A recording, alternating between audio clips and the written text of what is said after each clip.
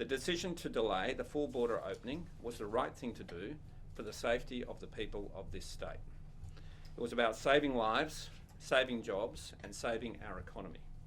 And while the hard border is being reviewed this month, as we said we would, making the difficult decision to delay the full border opening has affected some industries that are based on travel. That is why I'm announcing a comprehensive multi-million-dollar package to help those industries most impacted by the decision. Our Safe Transition Industry Support Package I'm announcing today is worth $77 million. It's a shot in the arm for businesses and organisations in international education, tourism, aviation and the events sectors, some of whom are doing it tough. 9 targeted programs which are designed to support cash flow and help offset some of the additional costs or lost revenues in these sectors. I'll now provide a detailed breakdown of how the $77 million package will help. Firstly, international education. This is a sector that has faced significant challenges over the past 2 years due to the required state and federal border controls. International education will benefit from 3 support programs. $6 million will go to an industry support program which will provide grants of $50,000 or $100,000 to assist small and medium-sized education providers impacted by the closure of international borders.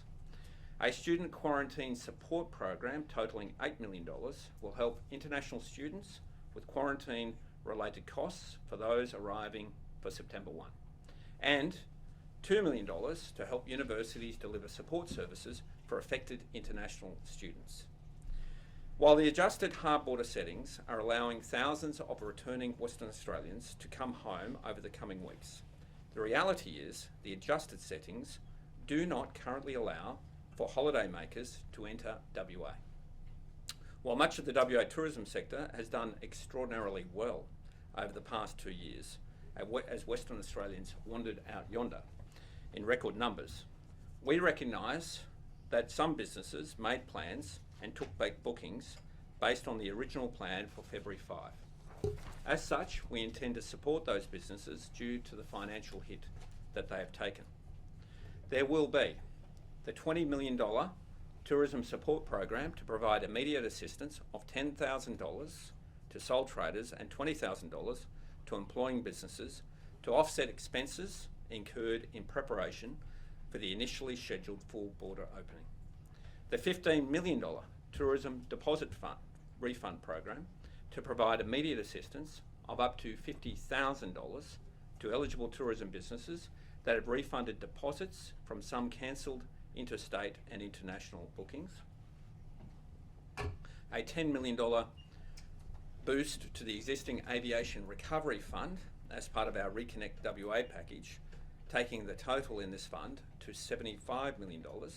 This is all about making sure we can secure flights into WA when the time is right, and a $3 million Travel Agent Support Fund, offering grants of up to $10,000 for eligible home-based businesses and $20,000 grants to eligible brick and mortar businesses.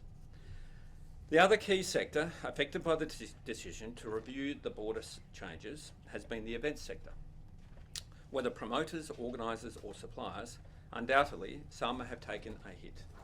As such, my government will deliver a $10 million extension and expansion of the Getting the Show Back on the Road program to cover up to 75% of lost ticket sales where a state government mandate directly requires an event to be cancelled, self-cancelled events linked to the border delay decision, and if eligible, substantially scaled back events that proceed, plus a new $3 million Events Suppliers Support Program providing payments to eligible event suppliers for ticketed events with $10,000 grants for sole traders, $20,000 for small businesses and $50,000 for large businesses with pre-COVID annual turnover of more than $1 million. As always with COVID, this funding will provide much needed support, but it will not cover everything. While it is generous, I'm sure some will say it doesn't go far enough. And the reality is, I'm sure all of these hard-working businesses would prefer to be able to trade without the uncertainty that comes from the pandemic, rather than take a handout. But unfortunately, with the successful strategy to tackle the pandemic with borders both at a state and federal level, that has seen Western Australia's economy thrive like never before overall. These specific industries have felt the brunt. As greater spread of the Omicron variant occurs, we expect to deliver further measures to support Western Australian businesses and will continue to listen and respond.